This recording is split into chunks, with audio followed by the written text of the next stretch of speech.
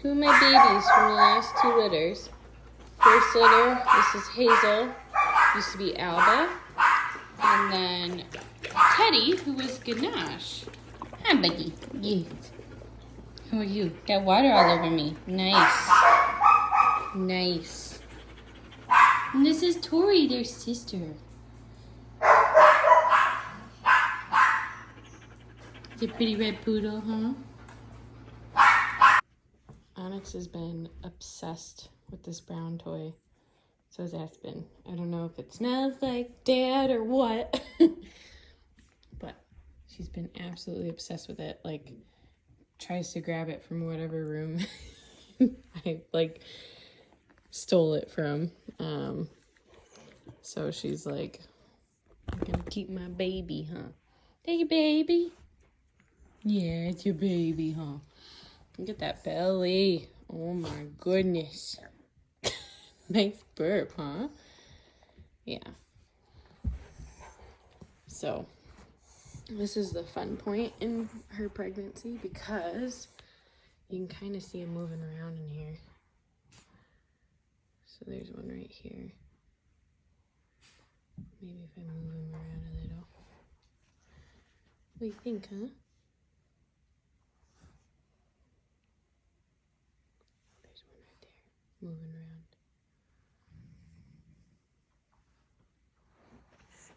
So much fun, huh? She's like, oh my goodness. I gave her a bath the other day. I didn't completely brush her out, so she's pretty curly. Gotta brush it today, huh? I'll brush you today. I know. Says I can barely breathe. There's so many in there. These two. Okay, so got the whelping box set up. I've got the heat lamp ready in case I need that. And I also do a heating pad, so that's kind of in that area right there. But additionally, we've got this going. So this is the puppy warmer. And we're trying this out this time. So you can see it's getting a little bit hotter. It's 65, kind of hard to tell on the phone. But basically you'd open this up and you'd put puppies in here and you can feel the heat. So that's the heat sensor, and then that's the oxygen, and you can feel the little bit of heat coming right there. So that's pretty cool. So we're gonna try this with puppies this time around. You can see that we're on maximum water level. We've got this going. So it humidifies puppy. It also gives them oxygen and stuff.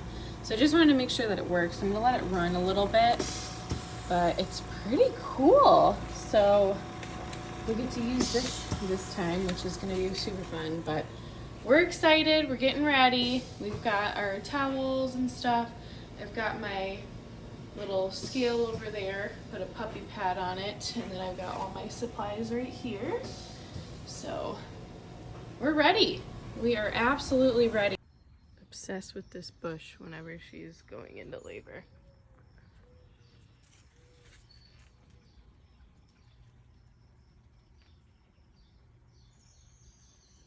Hey, come on. Onyx.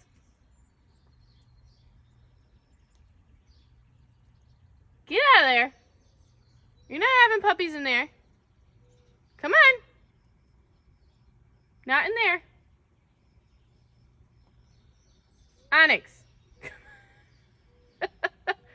Come on. You're not having puppies in there. Come on. Let's go. Onyx. Come on. Come on, Mama. You're not doing it to me. No, you're not. You're not doing it. Come on. Get your butt out of there. Let's go. Come on.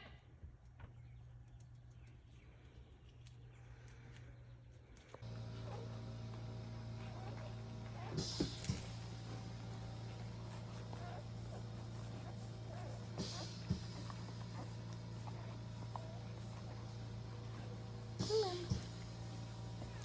I'm busy.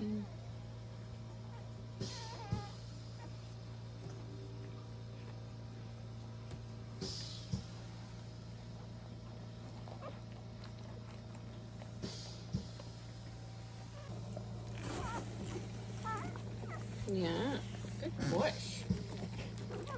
Okay, can I see? Huh? Just keep pushing.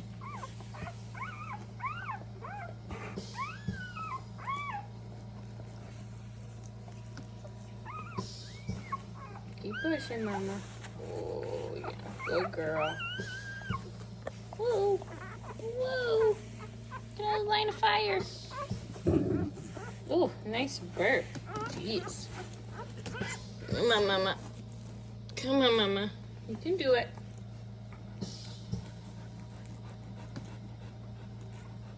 Tough work, huh?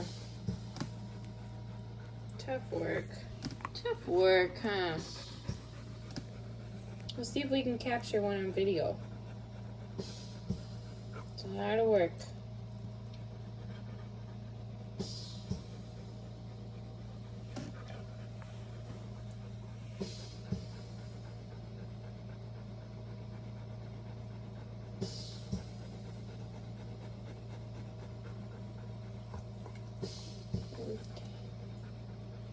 Give me a good push. Yeah, give me a good push whenever you're ready.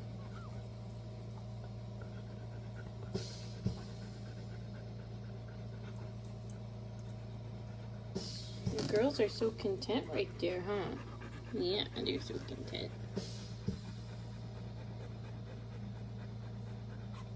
Mama.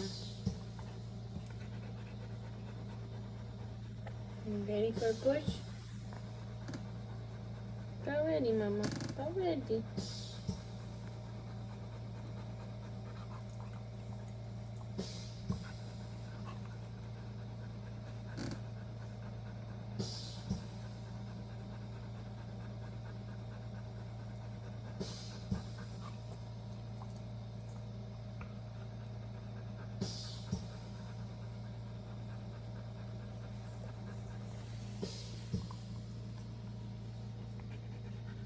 Come on, Mama. Where's that push?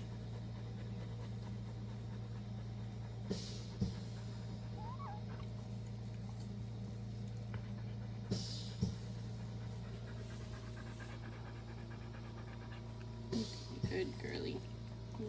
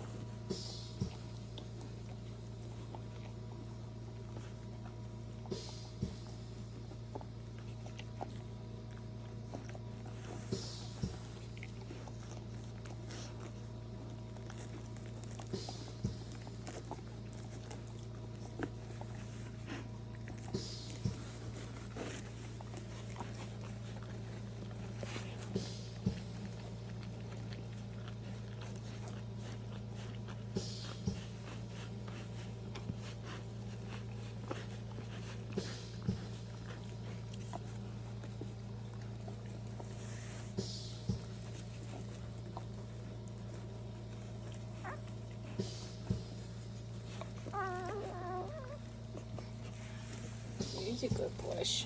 There's a good push. Come on, Mama. Come on, Mama.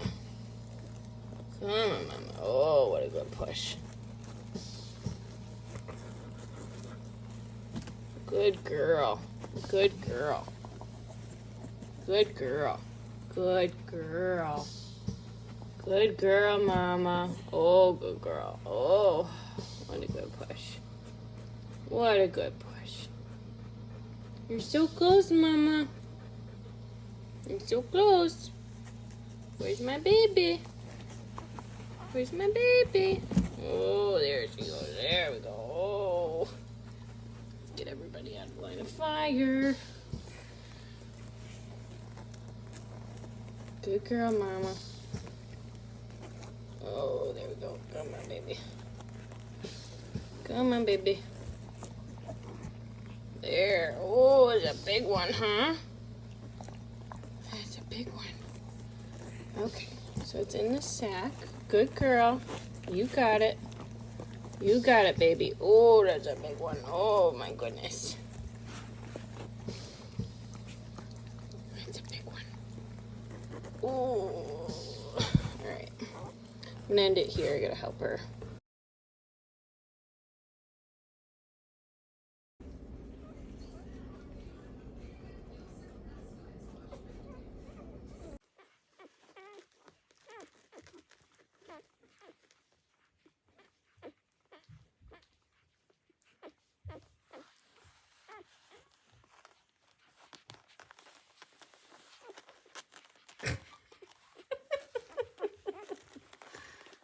I don't think he's got a good latch on that one. He sure is making it really hard. Is this one in the way? You just can't find her. There you go. There you go. Now you got it. Maybe. Push your sister off, though.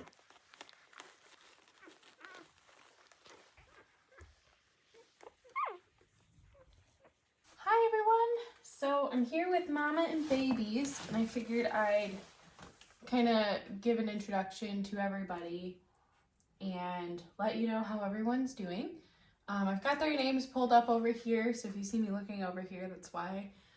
It's hard for me to remember all of them off the bat, as you would assume with 13 puppies, but we're doing pretty good. Mama's nice and relaxed now. It's been a couple of days. Hi. They were born on Friday. We got their tails and dew claws done on Saturday, and then I usually give them 1 day off of everything else. So for that, I mean, starting the early neurological stimulation, so ENS. So I will start that tonight. I've done videos in the past explaining how ENS works, so definitely take a look at some of my prior videos to kind of get the idea on those. I'll get started. Some of these guys are nursing, so I'm not going to try and pull them away too much.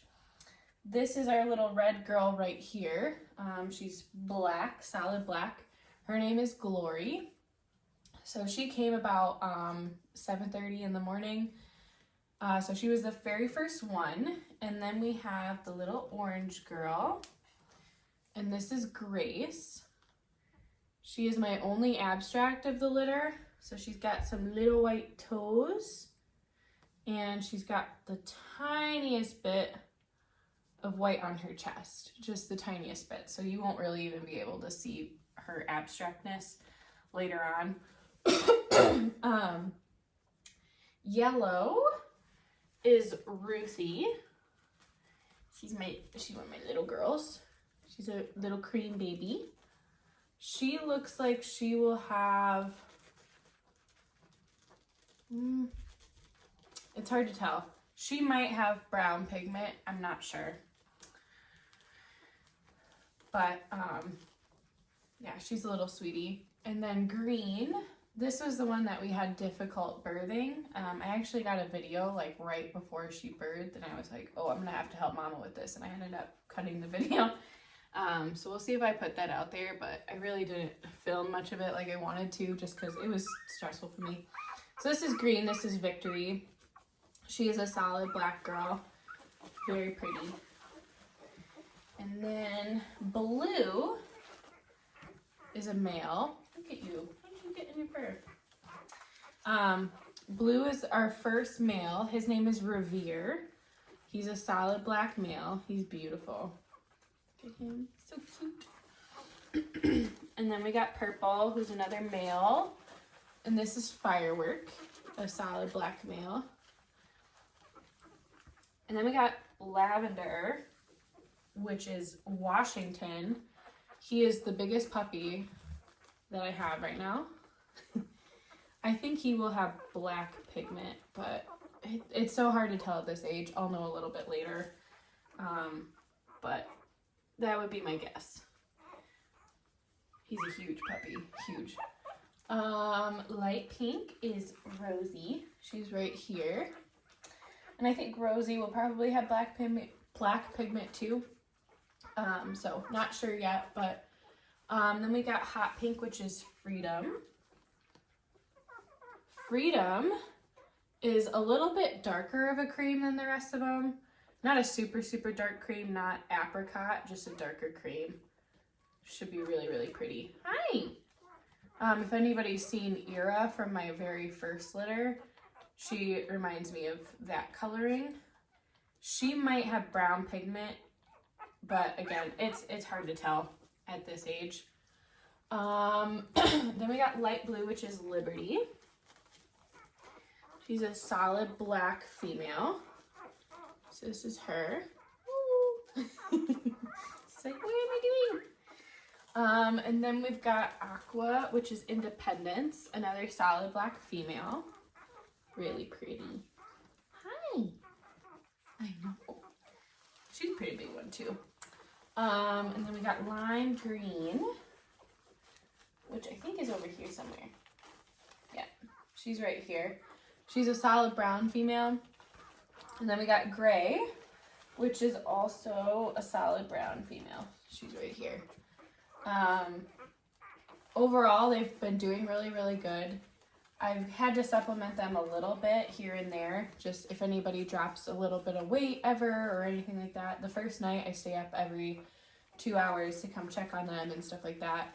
But I usually get their weights down in the morning, and then I'll just check before bed along with all my other stuff to make sure they gain throughout the day. And if they don't, then I really feed them before overnight. And then I check them again in the morning, see if they've lost or gained at all from yesterday. And then those are the ones I choose to supplement. That's how I've done it. It's been pretty successful for me in the past. Sometimes the ones that come a little later on are usually the ones that dip a little bit. So, for instance, my Gray one, she started at 9.5, she went to 9.6, dropped to 9.1, and today I measured her at 10.6. So that was from a day of supplementing, I think, 2 to 3 times. So not very much, but it just gives them enough calories to keep going and keep trying. And it also helps them with latching and figuring out how all this stuff works. So I really like to do it. That's kind of how I choose to do it, is just help out the ones that seem to need it. Hot Pink Girl seems to be the loud one this litter, which is unique for me because it's usually the brown abstracts. And the orange one was pretty loud at first too, so... Freedom! Freedom! What? Oh, mama, help that baby. Help that baby, she's so sad. But yeah, so she might be a little bit of a firecracker for sure. But that's all of them. 10 girls, 3 boys. The 3 boys are 2 blacks and a cream. The females range in all the colors. But yeah, they're all doing really, really well. Like I said, I'll start ENS tonight. I also want to look up a little bit of Avidog and see what I'm missing over there. I usually just do puppy culture, but Avidog's been pretty, I guess, new to the game. I don't know if they're new, but I've just kind of recently heard it being kind of thrown out that breeders are doing. So I want to take a look at that. I have potentially 2 to 3 puppies left. I do have some applications out there that I got to get to. So, just kind of depending on how the cards fall, I have like 2 to 3 puppies left. One of the puppies will be going to the stud owner. One of the puppies is being donated for service work. So that's kind of how this litter will fall. So basically I just have 2 to 3 left after all of that, and then the families that I've got lined up already. How I work as a breeder, I place puppies based on best fit for them. So once I get a deposit in, I usually kind of add that to my list, put out the preferences, and just kind of keep all that in mind as I watch them grow. I watch them turn into little dogs themselves and figure out what personalities may work best and based on preferences and stuff like that. It usually works out pretty great for me. I think I've only had one person ever deny the puppy that I've chosen for them, and it was solely based on she was a darker cream than what she wanted. She wanted a white dog. So just kind of how the cookie crumbles. But I'd say overall the puppy matching process is very tailored to fit your house and make sure you don't get a puppy that you can't yourself handle. I've got some testimonials out there from prior litters that I've had and their owners. Maybe going to work on getting that a little bit updated. I keep a group, a Facebook group for all my puppy owners. So a lot of stuff, they just kind of put stuff on there. Overall, I know we've had a lot of really great temperaments across the board. I'd say the ones that are the most successful in their training efforts usually do some sort of balance training, which is kind of the training philosophy that I go by anyway. So you should be able to handle most of your stuff, and being an advocate for your dog will help you get a pretty decent temperament as you begin to socialize them and get them into your world a little bit more. I have seen a couple of allergies come up, very common ones across dogs and across poodles. It's hard for me to tell if dogs are going to have allergies or not, because both parents may not have allergies, but yet some puppies end up getting them. It's not something I can kind of genetically screen for. So I've had a couple puppies be slightly allergic to poultry, chicken mostly. So that just means switching to a different protein for their diet, like a beef and brown rice one. I've recently switched to that because I do think it's a little less sensitive on their stomachs. I feed in all life stages, and that's because, you know, they are a large breed, but still refined boned. Basically, I don't want them to grow too fast, and sometimes those puppy formulas can have the calcium phosphorus ratio a little bit off. So the all life stages is a complete balanced diet for throughout their life. You don't need to switch or do anything different. Occasionally I'll see some food sensitivity stuff as well. Just make sure that you're being slow as far as introducing new foods to your puppy, making sure it's stuff that would be calm on the stomach, nothing with too many ingredients and stuff like that. And you should be pretty fine. Most of them have just told me, yeah, like sometimes they'll just get a little sick if we introduce a new food too quick. Yep, that sounds pretty normal. So that's kind of what we've seen as far as puppies from our previous litters. I'm trying to think what else. Onyx. Yeah. She's a sweetheart. Look at you. But yeah, they're doing really, really good. This guy especially is just so ginormous. Like, look at that. Hey, big puppy. You're Washington, huh? I did do their tails and dew claws. The reason I do those is, well, I have the vet do mine. They don't charge me an arm and a leg for it, and so I figure it's better to have the vet do them. Basically, I do that because it's breed standard to at least have the tails done. And at this point in their life, it's less traumatic than if I were to keep them all natural and someone wanted a dock tail for showing or something and having a major surgery later on. Where at this point in time, it's very easy and quick and not as painful for the puppies at this stage, just because their neurological systems haven't completely formed yet. So we do that early, and that's why I do it across the board, because if I'm picking for temperament and structure and all of that stuff for each family, it's hard to be like, okay, well, you know, I'm going to pick out this one and keep this a solid tail because of preferences early on when I don't know their personalities to be able to do that. And then the dew claws, it's pretty commonplace with poodles to do dew claws.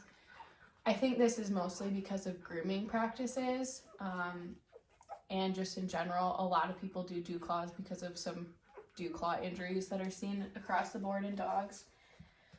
Because of that, because it's commonplace, because they're a heavily groomed dog, and I don't want them in the way for someone that's not used to having dew claws there, we decide to remove dew claws. And again, we do that right around where the tails are done because it's not a major surgery at that point. It doesn't extremely hurt or anything like that. So that's why we do those. In general, I sell my dogs on a limited registration. That is to protect my essentially kennel rights and my breeding genetics and stuff like that. And two, to prevent any unwanted, unnecessary, unethical breeding occurring in my puppies towards inexperienced people or people that don't intend to be breeders to preserve the poodle breed or just produce quality dogs. I do occasionally sell a show prospect puppy. During that time, I co-own the dog if they want to show it within the 2 years before all their health testing is done. Once health testing is done, I do sign over my rights, just like that. I just want to make sure the dog is healthy and that you are trying to do something with it in order to breed it. So I've got one right now that I co-own, and she's doing great in the confirmation ring and stuff. So we co-own her just to make sure that, you know, I'm on the rights for the dog so I can see if unintended breeding with papers being requested and stuff like that comes up.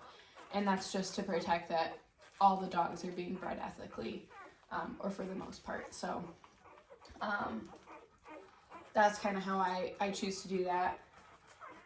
Hi. Yeah. As you can see, Onyx is a very good mama. She's very sweet and gentle with them. Every once in a while, she's a little low in calcium or something, she'll get a little grouchy. So we just have to keep on top of that. The incubator has been great for the puppies this time. We've kind of kept it on or turned it on the last couple of days as they were healing from stuff. We give them 1 day off due to the pain and kind of the trauma from having tails and dew claws done. When it's an overly stressful situation like that, where they were being taken to the vet, they're having these things kind of removed and stuff. Puppy culture usually tells you if it's an extreme event like that, you're doing those things early on. It's usually good to give them a day or two to recuperate and then start ENS. So that's why we started on day 4 instead of day 3. So that's why we're doing that one. Huh. So we'll do that tonight, huh?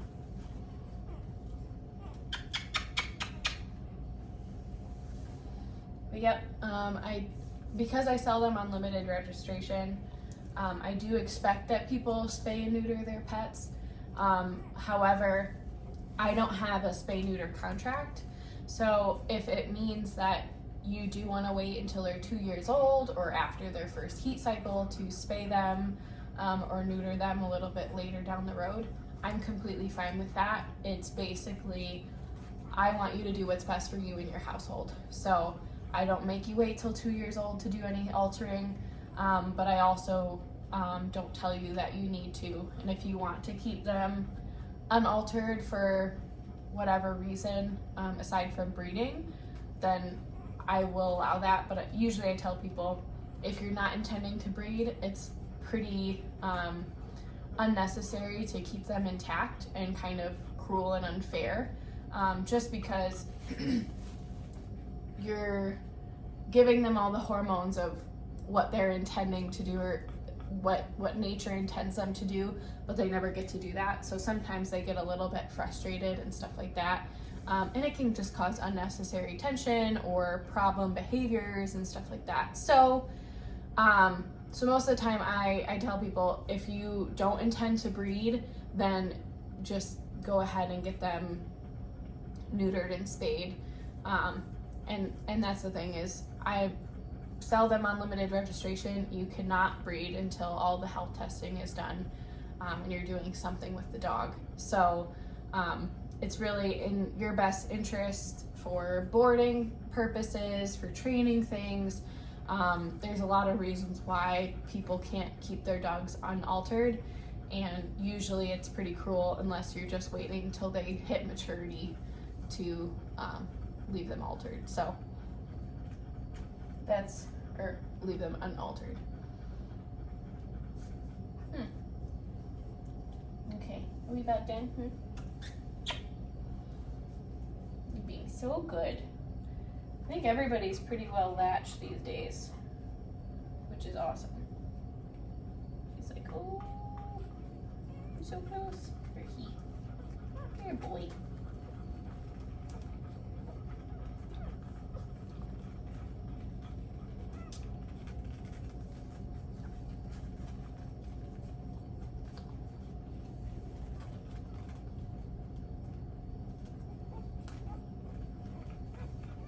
Those nipples are tough, huh, buddy? Little fireworks having trouble in there. He's like, that's a weird inverted nipple.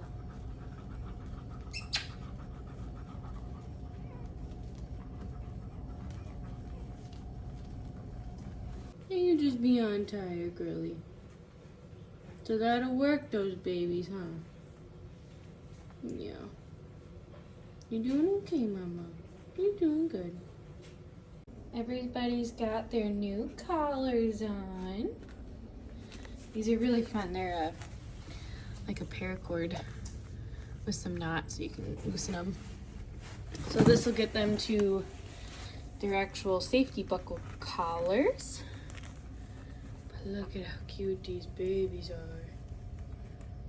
So you can see that some of the skin pigment is starting to show on the creams. That gorgeous black pigment. So I'm starting to think, I don't,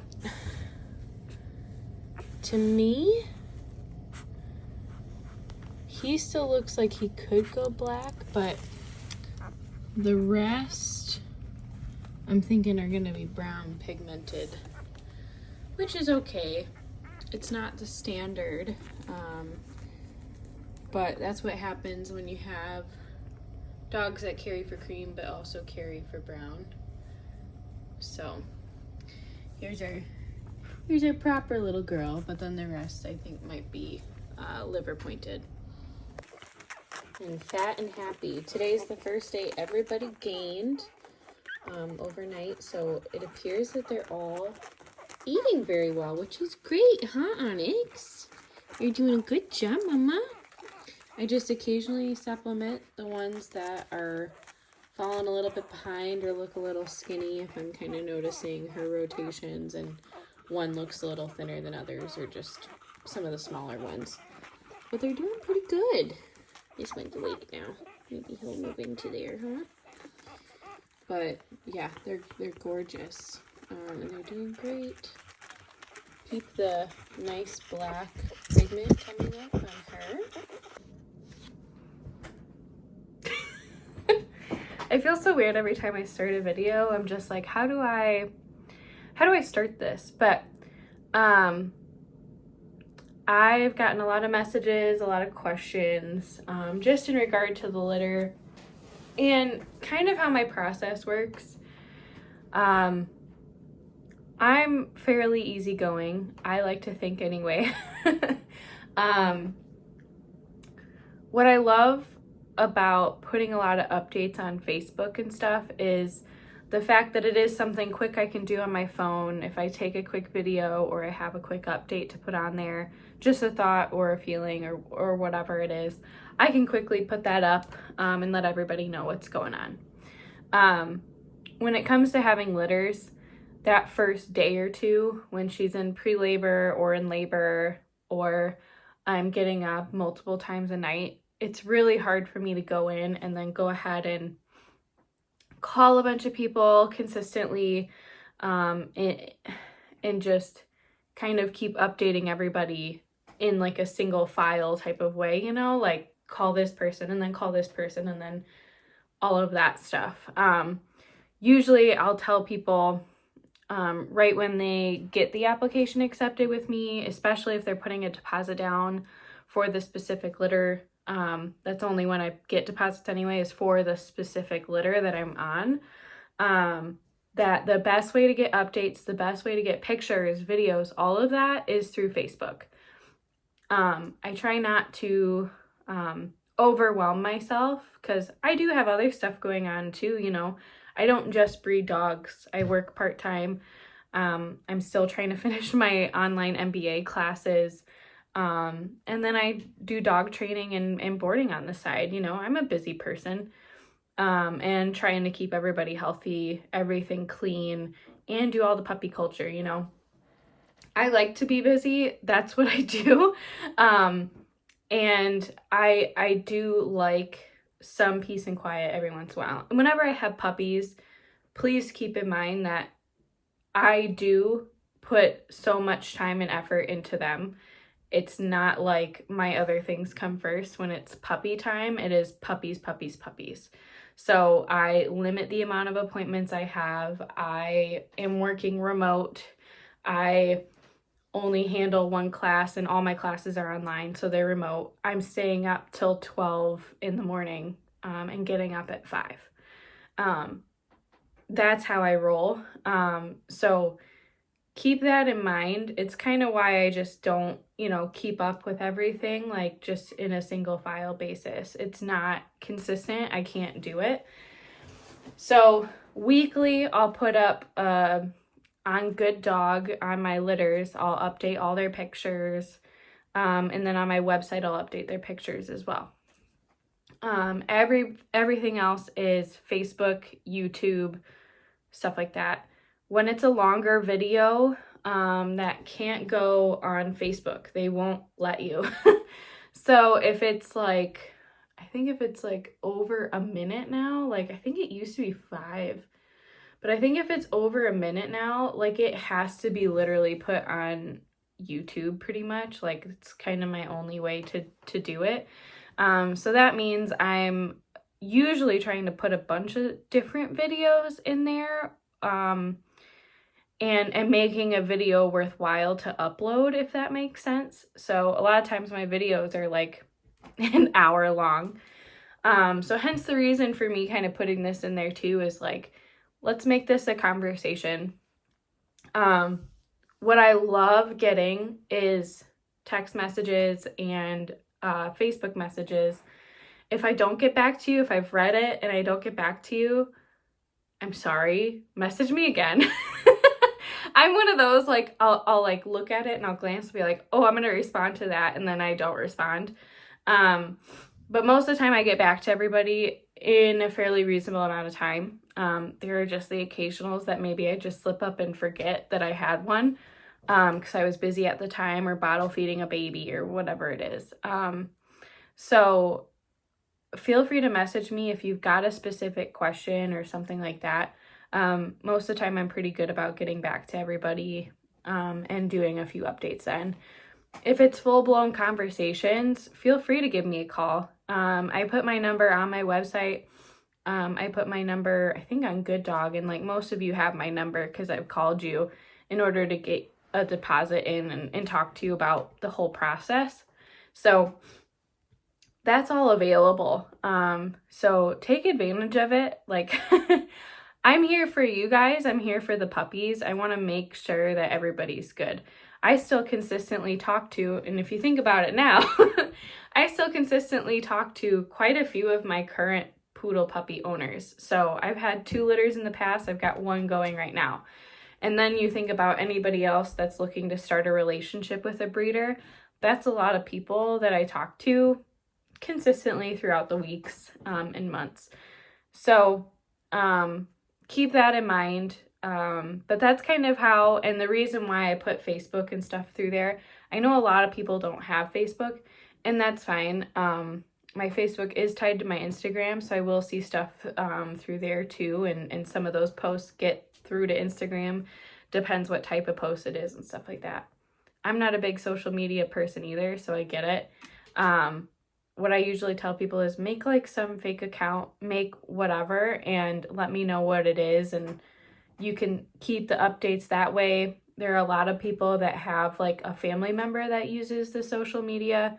Friend me and do all the things so that I can get you into my groups and my page and stuff like that. So those are kind of the ways that I've done this in the past, and what's worked for me. It's just kind of how I like to roll because it is the easiest way rather than trying to contact everybody every time something happens. That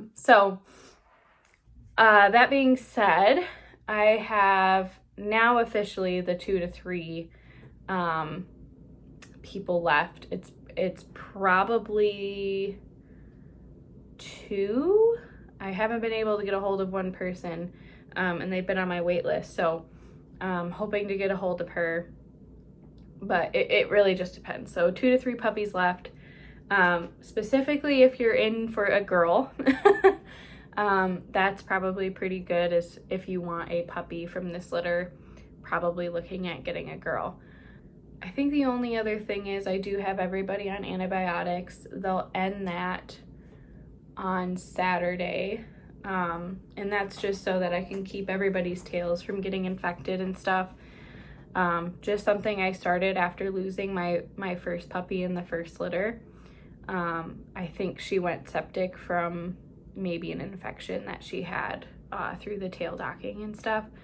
I'm still not sure, but she was pretty bad and got sick, but no one else did. So it was just something that I do. I just get antibiotics and I give them that for a week after their tails are docked and stuff. So that's been done. I started ENS on day 4. That's a day later than the recommended, but also the recommended is if they go through a traumatic event such as a tail docking or dew claw removal, to give it 1 extra day or 2 extra days, give them a little bit of leeway in order to overcome that before you start ENS, because ultimately ENS is something that is a stressor so that they can grow and improve from those neurologically. Mama's doing good. No mastitis this time. My second litter, she got a little bit of mastitis, so she also had to be on antibiotics. Not so much this time. She's been doing good. Just keeping up with a little bit of calcium with her, and she does fine. You know, what's great about my dogs is she can pretty easily keep with the pack and not be too affected by the other dogs in the house. I have 4 dogs, and you know, she'll growl a little bit, you know, when it comes to puppies or them getting close to the stairs or something like that. But overall, once they hit like a week and a half, 2 weeks, she could care less, and then they'll start getting the interaction from my other dogs. Specifically, Aspen loves puppies, so she'll be down there so quickly. Speaking of, Aspen! Aspen, come! There she is. Look at this girl. Come on, Mama. Look at this. Oh. I don't know if you guys have met Aspen. Aspen is my baby. He's my baby. So she is from my first litter that I ever bred. Onyx is her mama. So these babies are her half siblings and also nieces and nephews. Because their daddy is her half brother from the dad's side. So pretty unique, huh? I do think I'm almost confident that only one puppy is gonna look kind of like her with the black nose. The rest of them, I think, are gonna have a brown nose that are cream, huh? Which is okay. Which is okay. It's not typical standard. They don't like that coloration, but it's really cute. They get some really pretty hazily eyes, and they're just gorgeous dogs anyway. Huh. We had 2 females from the first litter that had brown noses. So, but yeah, this is Aspen. So this is the type of temperament that you would hopefully see. They're overall pretty quiet dogs, pretty chill. She's very lovey. So you'll either get one a little bit like this. This is Aspen. She's pretty lovey. She gets that from her dad. Or you'll get Onyx, who is a little bit more aloof. She loves her butt rubbed. She loves to be near you, but she's not like on top of you all the time. So those are kind of the two personalities we see a lot. I either get the aloof ones or the like super cuddle bugs. But yeah, that's kind of everything. I got my new desk put together, so that's been really helpful because I was literally doing everything on the floor for a while. My room was insane. So I'm getting all that underway. But things are going well. Puppies are healthy. Everybody's gaining. We finally got 2 puppies that are over 1 pound each, which is great. It's Washington and Rosie.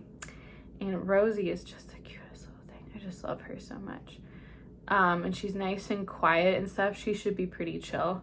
I would think anyway, based on what she's doing now, but you never know. And there are just like a few fun personalities in there, so I really like them. Okay, well, I will get to, I think I have a few applications to get to. I have to edit a video, so I'm gonna do that. I'm gonna add this to that video, and we'll go from there. Thanks, guys.